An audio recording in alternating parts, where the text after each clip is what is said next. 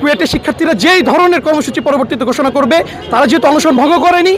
তো তাদের যে কোনো আন্দোলনের সাথে আসলে যে কোনো সিদ্ধান্তের সাথে আমরা একমত পোষণ করে খুলনা ছাত্র সমাজ এবং ছাত্র জনতা আমরা কিন্তু মাঠে থাকবো। সাংবাদিক বন্ধুরা, আপনারা জানেন বিগত 2 মাসের অধিক সময় ধরে আমাদের পার্শ্ববর্তী ক্যাম্পাস কুয়েটে একটা অস্থির বলতে চাই,